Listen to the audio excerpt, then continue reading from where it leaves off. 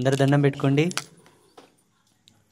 జై బోలో సద్గురునాథ్ మహారాజ్ కి జై బోలో సద్గురునాథ్ మహారాజ్ కి జై బోలో సద్గురునాథ్ మహారాజ్ కి. ఓం నమః శివాయ. ఓం నమః శివాయ. ఓం నమః శివాయ. ఓం నమః శివాయ. అందరికీ శ్రీమాత యొక్క ఆశీస్సులు. ఈరోజు చాలా సంతోషకరమైనటువంటి రోజు. ముఖ్యంగా నాకు తల్లిదండ్రుల సంతోషం ఆ కుటుంబానికే సంతోషం అన్నట్లు, గ్రామ అధికారి సంతోషం గ్రామానికే సంతోషం అన్నట్లు, రాష్ట్ర ప్రతినిధి అయినటువంటి ముఖ్యమంత్రి సంతోషం ఆ రాష్ట్రానికి సంతోషం అన్నట్లు, దేశ ప్రతినిధి అయినటువంటి ముఖ్య వ్యక్తి యొక్క సంతోషం దేశానికే సంతోషం అన్నట్లు,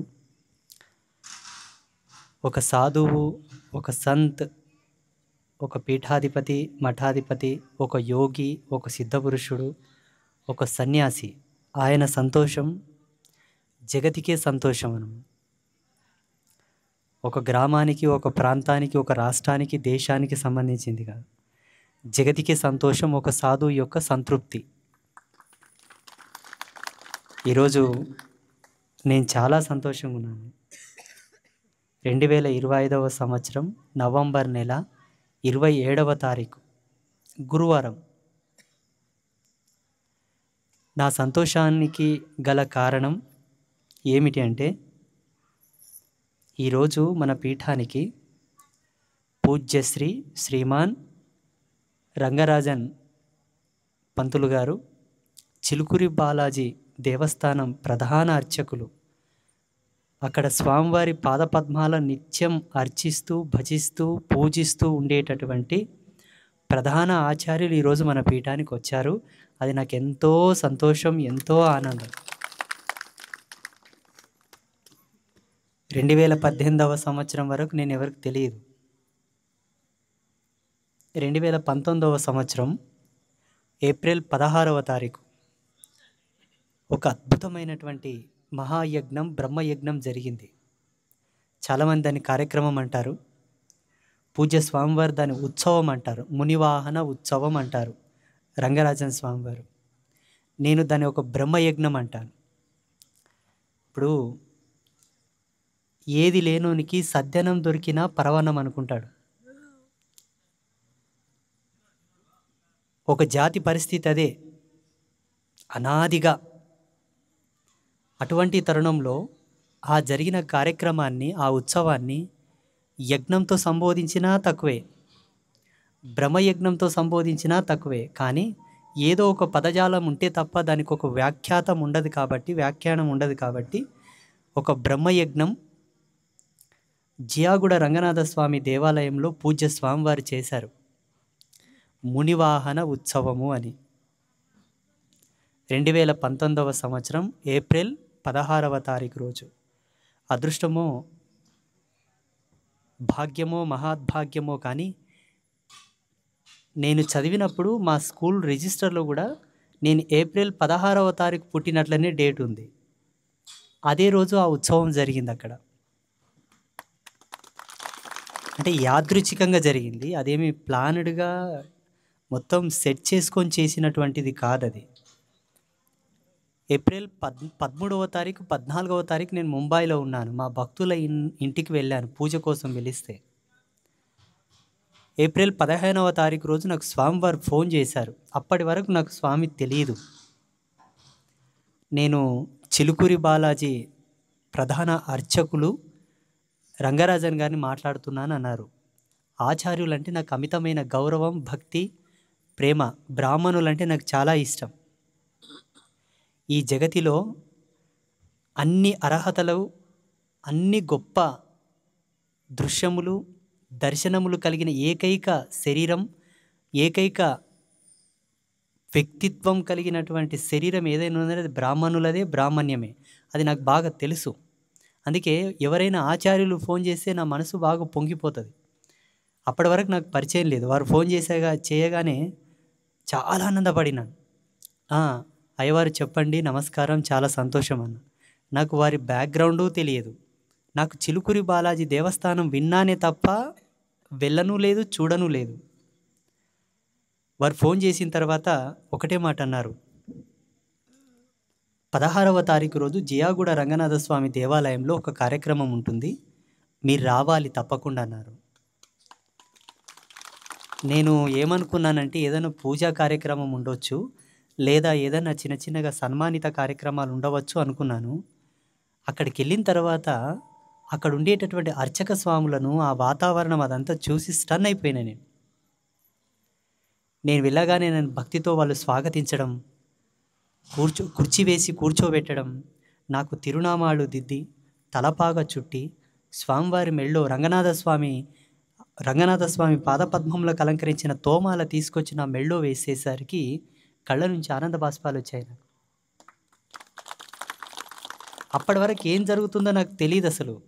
అలంకరించిన తర్వాత పూజ్య స్వామివారి తండ్రి శ్రీమాన్ సౌందరరాజన్ గారు నాకు చెప్పారు. 85 సంవత్సరాల వృద్ధులు వారు. మహత్తమైనటువంటి ప్రజ్ఞాశాలి, ఎంతో గొప్ప తపశక్తి సంపన్నుడైన, ఎంత మేధస్సు ఉందంటే వారితోటి, అబ్బా అద్భుతమైనటువంటి నాలెడ్జ్ ఆయనది. అసలు చిలుకూరి బాలాజీ దేవస్థానం గురించి, బాలాజీ స్వామివారికి ఉండేటటువంటి మాన్యత గురించి సుప్రీంకోర్టులో ఫైట్ చేశారు ఆయన. ఎక్కడ కాంప్రమైజ్ కాలేదు. ఏమి అద్భుతంగా ఫైట్ చేశారంటే వారు చాలా గ్రేట్. వారు చెప్పారు నాకు, మిమ్మల్ని ఇక్కడికి రమ్మని చెప్పింది ఫలానా సందర్భానుసారేనా, ఇప్పుడు జరుగుతున్నది ఫలానా కార్యక్రమం అనగా తిరుప్పాణ్ ఆల్వార్ అనే ఒక సద్భక్తుడు శ్రీమన్నారాయణుని యొక్క హృదయ కమలమునే దోచుకున్నటువంటి పరమ భాగవతోత్తముడు ఆనాడు 2500 సంవత్సరాల క్రితం శ్రీరంగపట్టణమునందు ఉండేటటువంటి రంగనాథస్వామి దేవాలయంలో ఒక అర్చక స్వామి చిన్న తప్పితం చేసి ఆ భక్తుడి హృదయాన్ని గాయపరుస్తే గర్భాలయంలో స్వామివారు కనబడలేదు అర్చక స్వామికి. ఏమిటి అపరాధం, ఎందుకు ఇలా జరిగిందంటే అప్పుడు స్వామివారు ఛాయారూపంలో పలికారు, నా భక్తుడికి అవమానం కలిగించావు కాబట్టి నేను కనబడను. ఆయన ఒక రాయి తీసుకొని ఆ భక్తుడి మీదకి విసిరి ఉంటాడు అర్చక స్వామి. అక్కడ భక్తునికి తగిలి రక్తం గారుతుంటుంది. గర్భాలయంలో ప్రధానమూర్తి కూడా ప్రత్యక్షమవుతాడు. అప్పుడు స్వామివారు కూడా అక్కడ నుంచి రక్తం గారుతూ ఉంటుంది. వెంటనే నా భక్తుని గర్భాలయంలోకి తీసుకురా అంటాడు.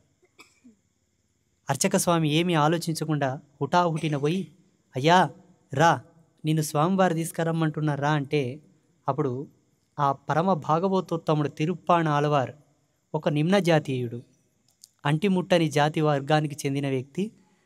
కులం పేరు ఎందుకు ప్రస్తావించాలి కానీ ఆ కాలంలో 94 కులాలని ఎవరు ముట్టేవాళ్ళు కాదు. 94. ఇప్పుడు ఏదో మాల, మాదిగ, దాసరి, ఎరుకలి, లంబాడి వీళ్ళనే ముట్టరు అనుకుంటారేమో కానీ ఇప్పుడున్న ముదిరాజులు కానీ ఇప్పుడున్న చాలా వరకు రెడ్డిలను కూడా బ్రాహ్మణులు ముట్టేవాళ్ళు కాదు. ఇప్పుడు మీకు తెలిసింది ఇది వర్తమానం వేరు, గతం వేరు. గతం చాలా భయానకం, అది ఊహించుకుంటే ఎన్నులో వణుకుబుడుతుంది. అర్చక స్వామి ముట్టుకుని కొతే ఆయన తాకనిస్తలేడు. ఎవరు? ఈ భక్తుడు. ఈయనేమంటాడు, అయ్యా మీరు బ్రాహ్మణులు, మమ్మల్ని మీరెందుకు తాకుతారు, వద్దు నన్ను తాకకంటారు. అప్పుడు అర్చక స్వామి, లేదయ్యా స్వామివారే నిన్ను తీసుకురమ్మన్నారు, రా. అప్పుడు భగవంతుడు ఏం చెప్పి ఉంటాడు అర్చక స్వామి కంటే, నీవు ఆయనని ముట్టకుండానే తీసుకురావడానికి ఒక ఉపాయం, నీ భుజాల మీద ఆయనను కూర్చోబెట్టుకో, ఆయన పాదాలు నీ చేతిలో పట్టుకో, ఆయన పాదాలను నీ చేతిలో పట్టుకో, ఇక 2 పాదాలు ఆ భక్తుని భుజాల మీద కూర్చోబెట్టుకో, 2 పాదాలు నీ చేతిలో పట్టుకో, రా నా ముందుకు రా, నా సన్నిధికి రా అని చెప్తే అర్చక స్వామి ఏమంటారు, నేను నిన్ను ముట్టను, ఆ అరుగు కానుకొని నేను నిలబడతా, అరుగు మీద నుంచి నువ్వు నా భుజాల మీద కూసో, అప్పుడు నేను తాకినట్టు అవ్వదు, నీ పాదాలు నా చేతిలో పెట్టు, నేను ముట్టినట్లు అవ్వదు కదా, నీకు ఆ భయం పోవాలని నేను అంటున్నాను, నాకైతే నేను కౌగిలించుకొని తీసుకెళ్లాలనే ఆతృత కలుగుతుంది. నువ్వే నన్ను ముట్టొద్దు అంటున్నావు కాబట్టి ఇలా నా భుజాల మీద నువ్వు కూర్చుంటే నేను స్వామివారి దగ్గర తీసుకెళ్తానని చెప్తే, అలాగే ఆ పరమ భాగవతోత్తముడైనటువంటి తిరుప్పాణాళ్వారు సాక్షాత్తు శ్రీమన్నారాయణున్నే తన యొక్క భక్తితో తన గానామృతము చేత పరవశింపజేసినటువంటి పరమ భాగవతోత్తముడు ఒక దళిత జాతిలో పుట్టినటువంటి పరమభక్తుడు. అలా స్వామివారి సన్నిధికి ఆయనని భుజాల మీద మోసుకొని తీసుకెళ్తే అప్పుడు స్వామివారి కారే రక్తం బంద్ అయింది, ఇక్కడ భక్తుడి కారే రక్తం కూడా బంద్ అయింది. అప్పుడు స్వామివారు ఆశీర్వదించారు. ఇప్పుడు శ్రీ వైష్ణవ పరంపరలో ఆళ్వార్లను పూజించేటటువంటి సాంప్రదాయం ఒకటి ఉన్నది. అందులో ఈ తిరుప్పాణాళ్వారిని కూడా ప్రతి ఒక్కరూ పూజిస్తారు. చూడండి, కుల వివక్ష ఉన్నది అన్న కోణం ఎంత సత్యమో లేదు అన్న కోణం కూడా అంతే సత్యం. ఒక నాణానికి బొమ్మ బొరుసులాగా కుల వివక్ష ఉంది, దూరం పెట్టారు, ముట్టనివ్వలేదంటే దాంట్లో ఆధ్యాత్మికత, సామాజికత, ఆరోగ్య, ఇంకా కొన్ని మౌలికమైనటువంటి అధికారికమైనటువంటి వాళ్ళ స్వలాభాలు ఉన్నాయే తప్ప శాస్త్రానికి, వేదానికి, ధర్మానికి, పురాణాలకు, మంత్రాలకు, తంత్రాలకు సంబంధించింది కాదది. మొన్న కరోనా వచ్చినప్పుడు ఎవరిని ముట్టనియలేదు. ఎందుకు ముట్టనియలేదు? తల్లిని పిల్ల ముట్టలేదు, పిల్లని తల్లి ముట్టలేదు, ఎవరు ముట్టలేదు. అసలు బ్రాహ్మణుల మాట పక్కకెడదాం. అంటే ఏదో ఒక జబ్బు గ్రసిస్తుందనే భయము చేత ఎవరు తాకలేదు. ఎందుకు గెలుకుతున్నావుపా? చెప్పమంటివే గప్పుడమంటివే? ఏమనుండని గప్పుకుసో, మళ్ళీ కాన్సన్ట్రేషన్ డైవర్ట్ అవుతుంది. నాకు 3 వస్తే బాగా మాట్లాడతా, 3 పోతే మళ్ళీ మాట్లాడాను. కరోనా వచ్చినప్పుడు మనం ఏ విధంగా అయితే సోషల్ డిస్టెన్స్ పాటించామో అదే విధానాన్ని అనుసరించి ఉత్తములైన వాళ్ళు ఎవరైనా కూడా కొంత వాళ్ళ సెల్ఫ్ ప్రొటెక్షన్ గురించి ఆలోచిస్తారు. అది జ్ఞానాత్మకంగా ఉత్తములైన వారు, శారీరకంగా ఉత్తములైన వారు. శారీరక ఉత్తమం అంటే ఏంటో తెలుసా? బ్యూటీనెస్ అందంగా ఉన్నవాళ్ళు ఎవరినే కానీ కొంచెం తొందరగా తాకడానికి వీళ్ళు ఇష్టపడరు, వాళ్ళు ఇష్టపడరు. ఎక్కడ కందిపోతామో ఏమో అని. ఇప్పుడు సినిమా హీరోయిన్లను ఎవరైనా దాక్తారా? హీరోలను ఎవరైనా దాక్తారా? జ్ఞానాత్మకంగా ఉత్తములైన వాళ్ళు, శారీరకంగా ఉత్తములైన వాళ్ళు, కొంత కుటుంబ నేపథ్యం గొప్పగా బతికిన వాళ్ళు, దొరలు, పటేళ్ళు, అధికారికంగా బాగా గొప్పగా ఉన్నవాళ్ళు కూడా ముట్టనిచ్చేవాళ్ళు కాదు. ఇక్కడ బ్రాహ్మణ్యం అన్న తెగ దేనికి వస్తుందంటే జ్ఞానాత్మకంగా గొప్పగా అయిన వాళ్ళు. ఇందులో పరివర్తనానికి సంబంధించిన కోణం కూడా ఉన్నది. ఇప్పటికైనా కూడా ఒక ఐఏఎస్ ఆఫీసర్ని ఎవరైనా డైరెక్ట్ పోయి షేక్ హ్యాండ్ ఇస్తారా? ఎందుకు ఇయ్యరు? ఆయన ఏమైనా బాపనోడు అనుకున్నారా? చెప్పండి. ఈ మధ్యలో ఎంతోమంది కలెక్టర్లు దళితులు అయ్యారు, ఎస్టీస్ అయ్యారు, రెడ్డిలు అయినరు, ఎందరో బీసీలు కూడా కలెక్టర్లు అయినరు, ఐపీఎస్లు అయినరు, ఐఏఎస్లు అయినరు. ఎవరైనా పోయి డైరెక్ట్ షేక్ హ్యాండ్ ఇస్తారా? ఎందుకు ఇయ్యరు? ఎన్నో కోణాలు ఉంటాయి, ఎన్నెన్నో ఉంటాయి. అన్నింటిని ఒకే దానితో పెట్టి, దాని భూతద్దంలో పెట్టి చిన్నదాన్ని పెద్దగా చేసి సమాజాన్ని చీల్చి చెండాడి, ఆ చెండాడే కోణం లోపల మన ధర్మం, అమృతం కన్నా గొప్పదైన సనాతన ధర్మాన్ని నీచమైనది, హేయమైనది అనే స్థితికి తెచ్చినటువంటి మేధావులు కూడా మనవాళ్లే. అలా వచ్చింది ఈ అస్పృశ్యత, ఈ అంటూ ముట్టు బేడలు. ఎన్నో కోణాలు ఉన్నాయి, ఒకటి కాదు. అలా 2500 సంవత్సరాల క్రితమే ఒక దళితుని గర్భాలయం లోపల తీసుకెళ్ళినటువంటి ఘట్టం పునరావృతం ఇప్పుడు నీ మూలాన అవుతుందని చెప్పారు రంగరాజన్ గారు. ఇక నా ఆనందం హిమాలయ పర్వతం కన్నా 5 ఎత్తులు ఎక్కే వెళ్ళిపోయింది. ఆనందం అంటే ఏం లేదు, పిచ్చి. ఆయన నన్ను భుజాల మీద ఎత్తుకుంటున్న ఆనందం కాదు ఇది. దేశ చరిత్రలోని ఇది ఒక మైలురాయి, సువర్ణ అక్షరాలతో రాయబడేటటువంటి ఘట్టం. కనీసము కిలోమీటర్ దూరంలో వెళ్తున్న వాడిని గాలి వీస్తే కూడా తప్పుకొని పక్క కాగి నిలబడి వాడు వెళ్ళిన తర్వాత ప్రయాణం కొనసాగించేటటువంటి సందర్భం నుంచి, సందర్భాలు ఎన్నన్నా అయ్యుండుగాక, కోణం ఏదైనా అయ్యుండుగాక, ఏది ఏమైనప్పటికీ ఇది జరుగుతుందంటే ఎంతోమందికి ఆదర్శప్రాయంగా మారబోతుందే, దానికి నేను దానికి నేను ఒక పాత్రగా నన్నెంచుకున్నాడే భగవంతుడు అనే ఆనందం నాకు. అంత అలంకరణ అయిపోయిన తర్వాత టీవీ ఛానల్ వాళ్ళు వచ్చారు, ఆల్ మీడియా వచ్చింది అక్కడి దేవాలయానికి. స్వామివారు ధ్వజస్తంభ దగ్గరికి, ఆలయ రాజగోపురం బయటికి తీసుకెళ్ళి మంటపంలో నన్ను నిలబెట్టారు. స్వామివారు మంటపం గోడకు ఆనుకొని నిలబడ్డారు. ఆనాడు తిరుప్పాన ఆళ్వారు స్వామిని లోకసారంగముని ఎలా ఒక గోడకు ఆనుకొని నిలబడితే ఆయన భుజాల మీద ఎలా నిల్చున్నాడో అదే పద్ధతిగా స్వామివారు నా మీద ఆసీనుడు కావయ్యా అంటే నాకు ధైర్యం సరిపోతలేదు. స్వామి మీద కాలేసి నిలబడనికే వణుకుతున్నాను. ఇట్లా ధైర్యం చేసి జై శ్రీమన్నారాయణ అని చెప్పేసి ఇక 2 కాళ్ళు భుజాల మీద పెట్టి చేతులు పైకెత్తిన. ఇట్లనే ఎత్తిన చేతులు దింపలేదు. ఇంకా మళ్ళా స్వామి నన్ను భుజాల మీద దింపినాకనే దింపిన కిందికి. అలా జరిగినటువంటి ఒక అద్భుతమైనటువంటి బ్రహ్మయజ్ఞం, మహాయజ్ఞం, విశ్వయజ్ఞం, ఏ యజ్ఞానికే నేను సమానం కానటువంటి గొప్ప యజ్ఞం అది. అలా 2019వ సంవత్సరం ఏప్రిల్ 16వ తారీఖు రోజు జరిగినటువంటి మునివాహన ఉత్సవానికి అంకురార్పణం చేసి ఆ యజ్ఞమునకు మహాకర్తగా నిలబడ్డటువంటి మహాస్వామి ఈరోజు మన క్షేత్రానికి వచ్చారు. చాలా సంతోషం. ఇది చాలాసార్లు స్వామివారు నన్ను అడిగారు, నేను వస్తాను, క్షేత్రానికి వస్తానని. నేను రమ్మన అనను లేను, వద్దు అనను లేను. అందులో 2 కారణాలు ఉన్నాయి. వారిని రమ్మన్న తర్వాత, ఇక్కడికి వచ్చిన తర్వాత వారిని నేను సన్మానించుకునేటటువంటి స్థితి కూడా నాకు లేకపోయింది. అందుకే రావద్దని చెప్పాను నేను చాలాసార్లు.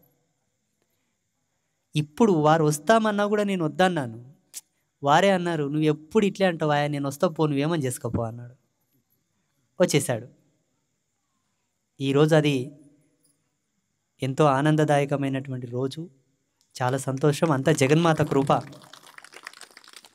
లోకమాత కృప, అంతా భగవతి యొక్క ఆశీర్వాదం. ఆ తల్లి ఇక్కడ సత్యస్వరూపిణి ఉంది కాబట్టి ఈ క్షేత్రానికి ఎందరో పీఠాధిపతులు వచ్చిపోయారు, అఘోరాలు కూడా వచ్చిపోయారు చాలామంది. అందరూ ఈ చరవాణిలో చూడడం, ఎందరో బ్రాహ్మణులు వచ్చిపోయారు, అయ్యవార్లు వచ్చిపోయారు, పీఠాధిపతులు వచ్చిపోయారు, మఠాధిపతులు వచ్చిపోయారు. భవిష్యత్తులో అందరూ రాబోతున్నారు. భవిష్యత్తులో ఈ పీఠానికి జగద్గురువులు, చతురామ్నాయ పీఠాధిపతులు కూడా ఈ పీఠానికి వస్తారు. అందరూ వస్తారు ఈ పీఠానికి. వస్తారంటే వాళ్ళు సమాజాన్ని శ్రేయో మార్గంలో నడపడానికి పుట్టినటువంటి గొప్ప ఆధ్యాత్మిక అభ్యుదయవాదులు. వాళ్ళ ముందల మన జ్ఞానం ఏం తట్టదు. మనం అనుకుంటాం సామాజిక విశ్లేషకులము, మేము సమాజాన్ని ఉద్ధరిస్తామని. మన ఉద్ధరణ ఏంటో 60 సంవత్సరాల మన స్వాతంత్రం వచ్చిన తర్వాత అంతా కనబడుతుంది. భారతదేశం అంతా కనబడుతుంది. ఎవరి జేబులు నింపాలో వాళ్ళ జేబులు నింపి, ఎవరి ఇల్లు నింపాలో వాళ్ళ ఇల్లు నింపి, మిగతా వాళ్ళని అంత ఎండబెడుతున్నారు, పండబెడుతున్నారు. కానీ ఆధ్యాత్మికతలో ఆ కొరత లేదు. మొన్న కుంభమేళ అయ్యింది. కుంభమేళలో కొన్ని కోట్ల మంది స్నానం చేశారు. అందరూ సమీకృతమైనటువంటి ఘాట్లోనే స్నానం చేశారు. నీది ఏ కులం అని ఎవడని అడిగిండా? నీది ఏ గోత్రం అని ఎవడని అడిగిండా? నీది ఏ ప్రాంతం అని అడిగిండా? ఏ తెగ అని అడిగినరా? ఏ వర్గం అని అడిగినరా?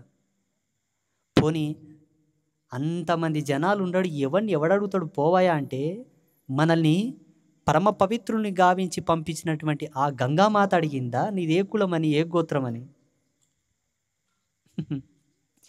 ఇవి మన కోసం మనం ఏర్పాటు చేసుకున్నటువంటి సామాజికమైన ఆరోగ్యకరమైనటువంటి హద్దులు.